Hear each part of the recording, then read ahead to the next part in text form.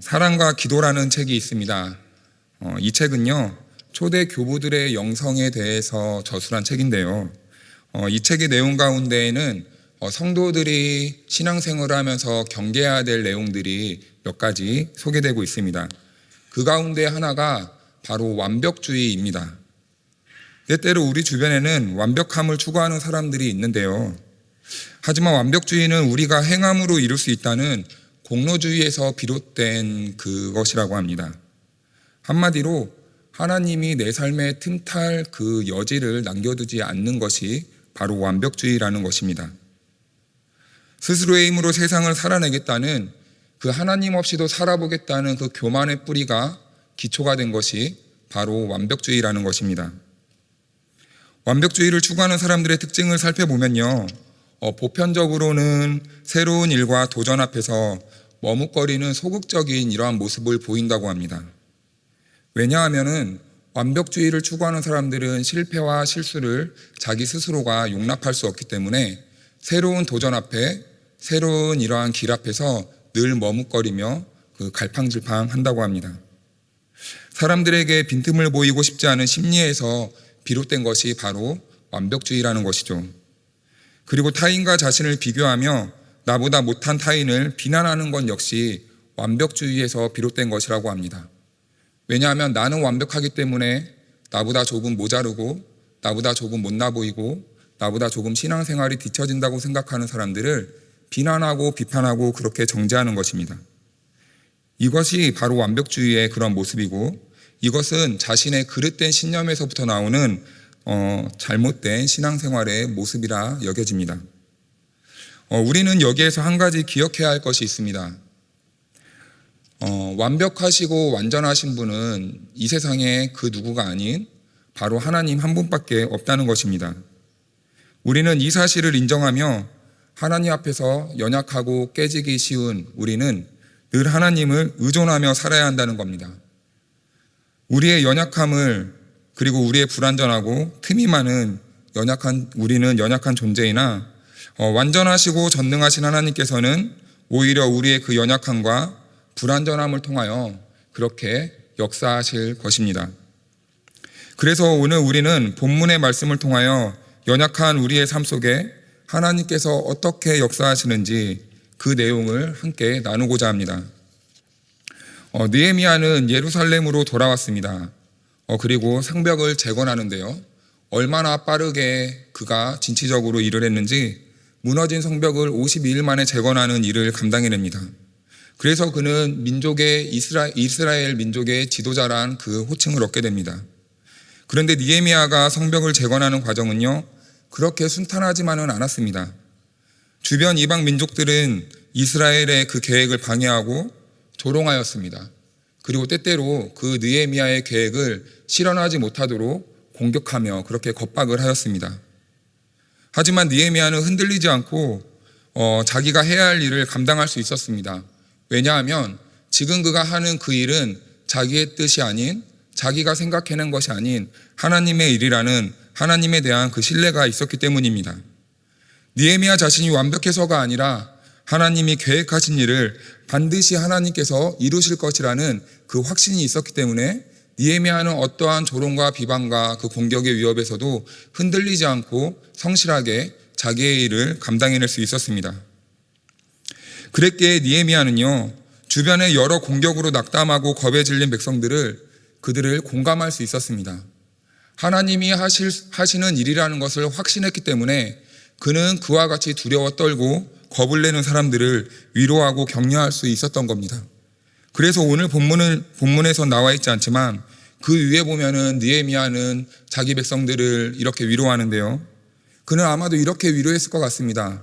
여러분, 두려워하지 맙시다. 걱정하지 맙시다. 괜찮습니다. 하나님이 이 일을 계획하셨고 하나님이 반드시 이 일을 성취하실 것입니다. 라고 이렇게 위로했을 것 같습니다. 아마 느헤미야 역시도 두려워했을 겁니다. 그도 불완전하고 깨어지기 쉬운 연약한 인간이었기 때문에 그 대적의 조롱과 비방 앞에 늘 갈등하고 공격의 위험 앞에 그 상황에서 멈춰서야 하는 것 아닌가, 이렇게 갈등했을 수도 있을 겁니다. 하지만 느헤미야는요, 그 믿음의 사람 느헤미야는 우리와 다른 모습을 보이는데, 우리는 어떤 문제가 생기면 그 문제를 잡고 씨름하잖아요. 그런데 느헤미야는 그 두려움을 붙잡고 싸우지 않았던 것 같습니다. 여전히 어려움은 많았고 두려우며 갈등도 되었지만 끝까지 하나님만 믿으며 해야 할 일을 성실하게 감당했던 것이 바로 느헤미야가 오늘 성경을 통해 우리들에게 보여주는 그 믿음의 모습이라 여겨집니다. 본문의 말씀에서 우리는 성도들에게 필요한 두 가지의 모습을 느헤미야를 통해 배울 수 있습니다. 첫 번째는 느헤미야는 사명을 감당할 때 하나님을 철저하게 신뢰했다는 겁니다. 자기의 힘을 의지하지 않고 철저하게 하나님만 의존하며 자기에게 맡겨주신 사명을 감당한 사람이 바로 느헤미야라는 것을 오늘 성경을 통해 발견할 수 있습니다. 그리고 두 번째는 느헤미야는 사명을 감당하기 위해 실제적인 준비를 하고 있었다는 것을 성경은 우리들에게 보여주고 있습니다. 느헤미야는 백성들을 성벽 뒤로 모았습니다. 그리고 그들에게 활과 칼을 준비시키게 했습니다. 왜냐하면 혹시 모를 적의 공격을 대비해야 했기 때문에 느헤미야는 철저하게 백성들에게 준비해야 될 것이 무엇인지 알려주었습니다. 느헤미야는 하나님을 신뢰하는 그 믿음을 바탕으로 백성들의 마음을 모으고 하나님의 뜻을 이루어내기 위해 현실적인 준비도 같이 병행했습니다. 그렇게 준비하자 느헤미야와 이스라엘 백성들에게 어떠한 일이 생겼을까요? 우리 오늘 본문 말씀 15절 말씀을 다 같이 한번 읽어볼까요? 시작.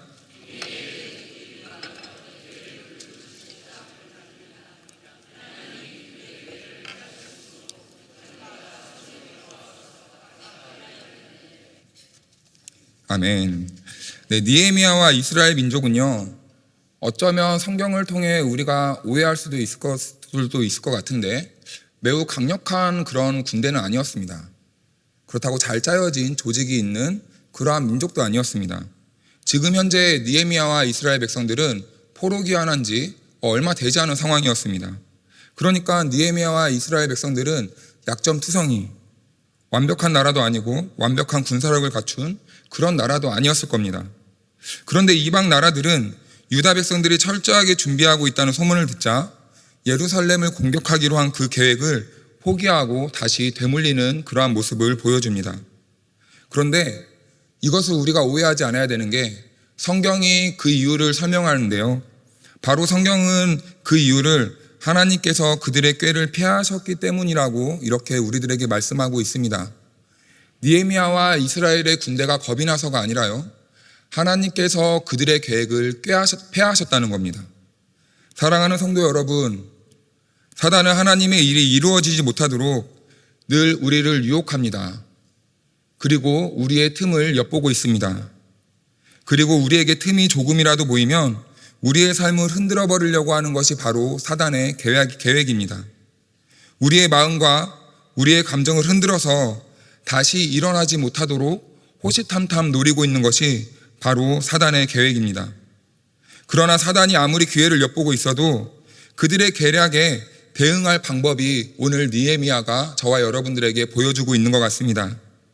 그것은 어떠한 사단의 공격과 계략에도 하나님을 신뢰하고 믿음으로 감당해낸 그 느헤미야의 모습이 오늘 여전히 사단의 유혹을 받는 저와 여러분들이 본받아야 될 모습인 것 같습니다. 그러므로 우리도 하나님을 신뢰하며 주어질 삶을 믿음으로 살아낼 때 사단이 아무리 우리를 유혹하고 넘어뜨리려 해도 우리는 반드시 믿음으로 승리할 줄로 믿습니다. 때로는 우리는 어떤 문제가 내 삶에 찾아오면 그 문제에만 집착하는 경우가 있습니다. 하지만 어떤 문제가 내 삶에 찾아왔는지가 사실은 그렇게 중요한 것은 아닙니다. 지금 내가 무엇을 기초로 하고 있고 내가 지금 무엇을 바라보고 있는가가 가장 중요한 것입니다. 지금 내가 하나님을 신뢰하며 믿음으로 준비되어 있는가 아닌가가 훨씬 더 우리들에겐 중요한 문제라고 여겨집니다.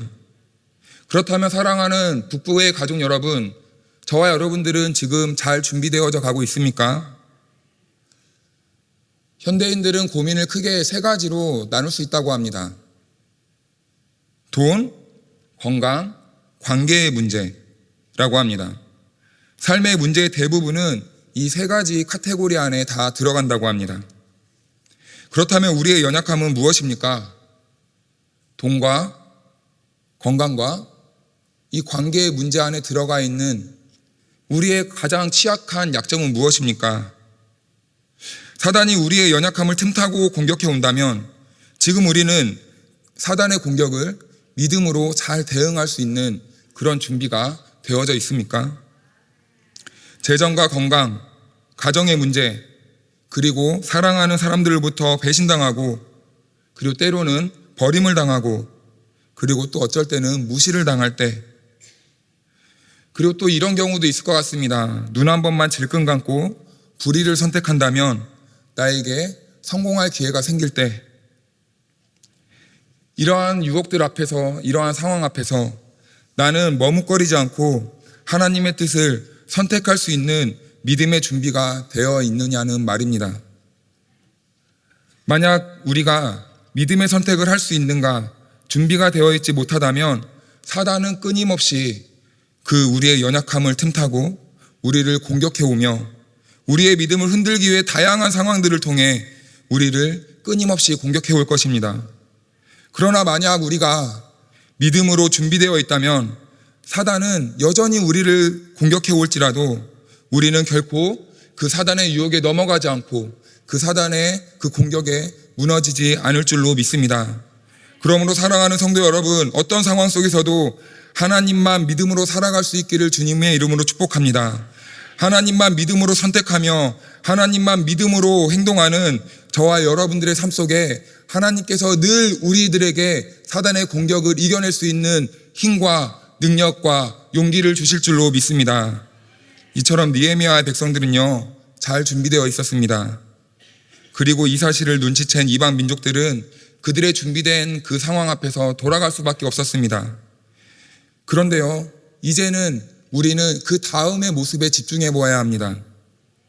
위기가 왔고 위기가 지나갔을 때 느헤미야가 어떻게 행동했는지 우리 다시 한번 본문 말씀을 한번 읽어보도록 하겠습니다. 16절에서 18절 말씀, 우리 길지만 다시 한번 읽어보겠습니다. 시작. 그때로부터 내 수하 사람들의 절반은 일하고 절반은 갑옷을 입고 창과 방패와 활을 가졌고 민장은 유다 온 족속의 뒤에 있었으며 성을 건축하는 자와 짐을 나르는 자는 다 각각 한 손으로 일을 하며 한 손에는 번개를 잡았는데 건축하는 자는 각각 허리에 칼을 차고 건축하며 나팔 부는 자는 내 곁에 섰느니라. 아멘. 이방 민족들은 이제 포기하고 돌아갑니다. 그런데요, 이때 느헤미야와 이스라엘 백성들의 이 모습은 어떻습니까? 이제 적들도 돌아갔으니 우리 이제 평안해졌다. 자, 먹고 마시고 잔치를 벌이자. 라고 이렇게 했을까요? 그래 보이지 않습니다. 이제 모든 것이 끝났다. 다 괜찮으니 안심하자. 자축하며 그렇게 잔치를 벌이지 않았다는 겁니다. 오히려 더 경계를 강화하며 열심히 해야 할 일을 더 열심히 준비하고 그렇게 노력했습니다. 원수들이 공격한다는 소식이 있기 전보다 더 철저하게 준비하고 태세를 갖춘 것이 바로 느헤미야와 이스라엘 백성들이 보여준 모습입니다. 느헤미야는 눈앞에 찾아온 위기보다 위기가 지나간 그 순간이 더 위험하다는 것을 잘 알고 있었기 때문입니다. 사랑하는 성도 여러분, 정말 그런 것 같습니다. 어쩌면 우리의 삶에 위기가 찾아왔을 때는요, 그렇게 위험한 순간이 아닐 수도 있습니다. 왜냐하면 우리 눈앞에 위기가 찾아오게 된다면요, 우리는 그때 어떻게 반응하기 시작합니까? 온 에너지와 온 정신을 집중하며 우리는 하나님께 기도하며 그렇게 울며 부르짖으며 기도합니다. 그런데요, 하나님이 우리의 기도에 응답하신 그 이후에 우리의 신앙의 모습은 어떻습니까? 어쩌면 그래서 우리는 하나님이 우리의 기도 응답에 응답하신 그 이후에가 더 우리들에게 신앙적으로 큰 위기가 찾아올 수도 있는 것입니다. 상황이 괜찮아졌을 때가 우리의 삶의 진짜 위기라는 것입니다. 우리의 삶의 위기는 돈이 없을 때가 아닙니다. 하나님이 우리들의 삶에 큰 복을 부어주셔서 돈이 생긴 그 이유가 우리들에게는 더 큰 위기일 수도 있습니다. 취업을 준비하는 취준생에게 위기가 아닐 수도 있습니다. 어쩌면 취업이 된 후가 그 인생에 더 큰 위기가 될 수도 있습니다. 위기가 지나가고 우리의 삶이 평안해지면 그때부터 우리는 하나님과 멀어질 수 있는 요소들이 많이 있기 때문입니다. 위기가 지나갔다고 생각하면 우리는 그때부터 더 이상 기도하지 않기 때문에 기도하지 않는 성도들의 삶에는 다시 한번 큰 위기가 도래할 수밖에 없는 것입니다. 기도하지 않는 것, 이것이 우리에게 있어서 가장 치명적인 위기인 것입니다.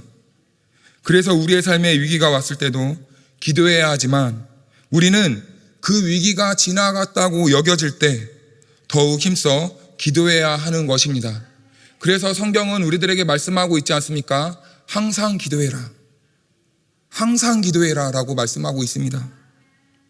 기도는 우리가 특정한 문제를 해결받기 위한 그런 수단이 아닙니다. 기도는요, 우리의 호흡입니다. 기도는 하나님과 나와의 영적인 호흡이라는 것입니다.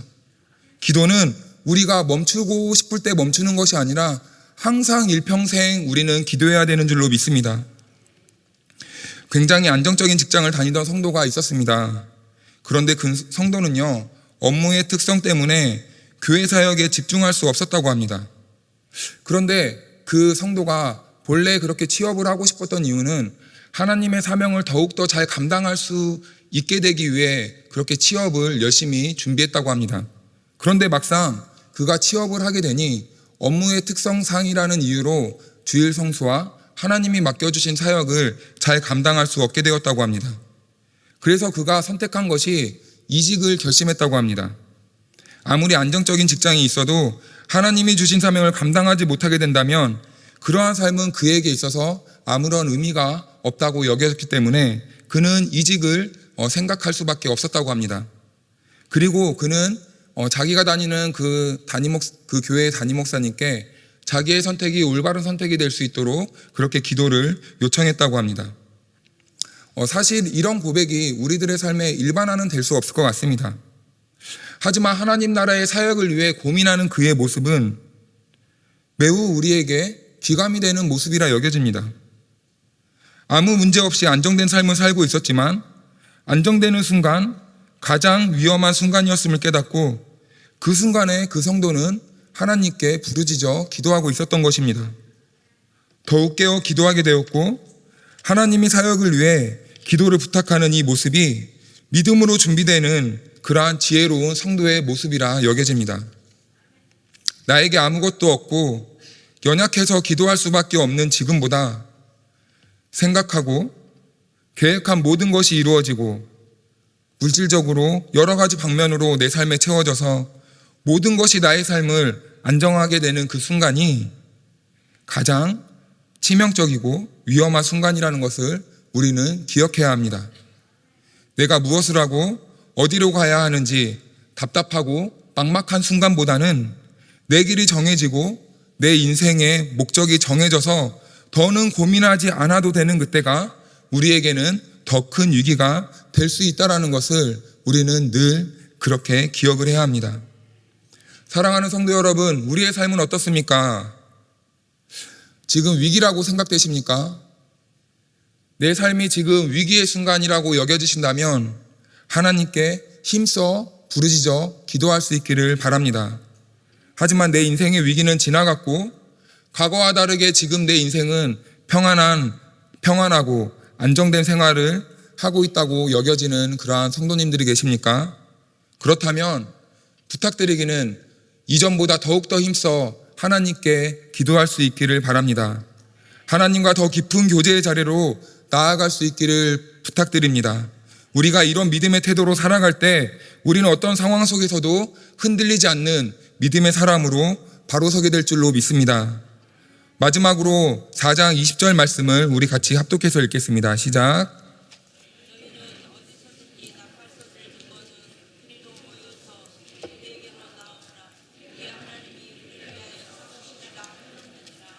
아멘. 유다 백성들은 철저하게 대비하며 일을 감당해내고 있었습니다. 그들의 절반은 무장을 했고 절반은 일을 했는데 이제 일을 하는 사람조차 한 손에 무기를 들고 느헤미야는 일을 시켰습니다. 그런데 그 중에 일부는요, 또 나팔을 불도록 했습니다. 그래서 그 나팔을 부는 소리가 들린다면 어느 누구든지 어디에서 무슨 일을 하고 있어도 나팔 소리가 들리는 곳으로 가서 함께 싸우도록 했습니다. 그렇다면 나팔 소리는 어디에서 들렸을까요? 적들에게도 전략이라는 것이 있었다면 아마 그 나팔 소리가 들려야 되는 곳은 가장 연약하고 취약한 곳이었을 것입니다. 아마 가장 부실해 보이고 준비태세가 조금 부족해 보이는 곳은 그 적들이 침략의 대상으로 보았을 것입니다. 그 취약한 곳을 적들이 침략해서 그곳이 위험해지고 연약해지면 도움을 청하기 위해 나팔을 불도록 했습니다. 그런데 나팔을 불릴 때 그 나팔 소리를 듣고 무서워서 도망가는 사람이나 나 혼자 살아보겠다고 도망가는 사람은 아무도 없었을 것입니다. 오히려 그곳을 향해 온 유다의 백성들은 함께 모여 적들과 싸워야 했을 것입니다. 이 모습을 통해 우리 공동체와 그리고 우리의 인생의 회복의 원리가 담겨져 있습니다. 느헤미야 4장에는요, 우리라는 말이 총 22번이나 나옵니다. 회복의 역사를 기록한 느헤미야서에 우리라는 표현이 많이 나오는 것은 의미 있는 일로 보고 있습니다. 내 개인의 회복과 공동체의 회복이 연결되어져 있다는 것을 우리라는 단어를 통해 그렇게 볼 수 있는 것입니다. 즉, 나와 우리라는 개념은 서로 때려야 뗄 수 없는 관계라는 것을 느헤미야는 우리들에게 알려주고 있는 것이죠. 나팔을 불리는 곳은요, 상대적으로 취약하고 연약한 곳입니다. 그곳에서 도움을 구하기 위해 나팔을 불듯 우리도 누구든지 나팔을 불어야 될 수 있어야 합니다. 우리는 주 안에서 십자가의 보혈로 한 형제, 자매된 그런 신앙 공동체, 가족입니다. 그런데 우리는 때로는 나팔 부는 것을 주저할 때가 있습니다. 그런데 오늘 느헤미야서를 보니까 누구든지 나팔을 불 수 있는 그런 공동체가 주 안에서 한 형제 자매된 저와 여러분들의 모습이라는 것을 보여주고 있습니다. 그리고요, 그 취약한 곳에, 연약한 곳에서 나팔 소리가 들려온다면 또 하나 우리가 배워야 될 것은 그 소리가 어디에서 언제 들려오든 어느 누구 하나 빠짐없이 외면하지 않고 그곳을 바라보며 그곳을 집중하며 힘을 모아주어야 된다는 것입니다. 우리는 누구든지 나팔을 불 수 있어야 하고 또 어디선가 나팔 소리가 들리면 함께 모여 아픔을 감당해 줄 수 있는 그런 공동체가 되어야 된다는 것을 알려주고 있습니다. 우리가 그렇게 해야 되는 이유는 누군가의 아픔을 감당할 때 그것이 기분이 좋아지고 우리들에게 보람이 있고 그리고 보상이 있기 때문이 아닙니다. 우리가 그렇게 연약한 성도들을 위해 함께 힘을 보태주어야 하는 이유는요, 간단합니다. 하나님께서 오늘 성도로 부름받은 그리고 교회 공동체로 하나 된 저와 여러분들이 그렇게 살아야 된다는 것을 말씀해주고 있기 때문입니다. 그래서 우리는 우리의 상황과 우리의 기분과 관계없이 그 하나님의 말씀에 우리는 그렇게 삶의 방식을 고치며 그렇게 순종해야 하는 것입니다.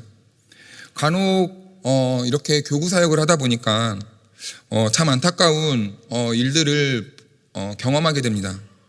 몸이 아픈 성도님들 가운데 그 소식을 알리지 않거나 병문안 오는 것을 굉장히 미안해하는 경우가 있더라고요. 그런데 이렇게 담당하는 그 교구 담당하는 목사로서 전혀 그럴 필요가 없는 것 같습니다. 오히려 더 적극적으로 알리고 함께 기도하는 것이 하나님께서 기뻐하시는 공동체의 모습이라 여기기 때문에, 그리고 저는 그 공동체를 위해 이곳으로 부름받았기 때문에 그렇게 알리는 것은 다분히 미안한 일이 아닌데 굉장히 미안해 하시더라고요. 그런데 우리가 역으로 한번 생각해 보면 가정의 자녀나 배우자가 아픈 것을 내색하지 않고 다 나은 후에 부모에게 알린다면 그 부모의 마음은 어떻겠습니까? 부모로서, 배우자로서 그 자녀와 배우자를 돌보지 못했다는 그 자책감이 더 크게 다가올 것입니다. 그래서 오히려 더 마음을 힘들게 한다는 것이죠. 사실 우리는 나 하나 먹고 살기 힘든 세상을 살고 있습니다. 그래서 어디선가 나팔 소리가 들리면 못 들은 척할 때도 있습니다. 남들의 고통과 어려움을 들어도 못 들은 척하고 싶을 때가 있습니다. 왜냐하면 나 자신도 버티고 사는 것이 정말 어려운 이 세상이기 때문입니다. 그러나 우리는요, 4장 20절 말씀을 기억해야 합니다. 너희는 어디서든지 나팔 소리를 듣거든 그리로 모여서 우리에게로 나아오라. 우리 하나님이 우리를 위하여 싸우시리라 하였느니라. 연약한 곳에서 함께 싸울 때 어떤 일이 일어났습니까? 사실 우리가 많은 도움을 줄 수 있는 것도 아닙니다. 그런데요, 우리가 그렇게 믿음으로 연약한 곳을 우리의 마음을 쏟아 우리가 작은 도움을 그렇게 하려고 할 때 우리의 능력과 우리의 힘과 우리의 어떠한 것으로 그 연약한 자를 일으켜 세우는 것이 아니라요, 하나님이 하신다고 말씀해주고 있습니다. 하나님이 우리의 편이 되어주셔서 대신 싸워주신다는 겁니다. 내가 하는 것이 아닙니다. 하나님의 원리를 따르면 하나님이 그 원리를 따르는 그 순종하는 그 손길과 마음을 통해 하나님께서 대신 역사하신다는 겁니다. 우리가 능력 있는 삶을 사는 방법은요, 그래서 매우 간단한 것입니다.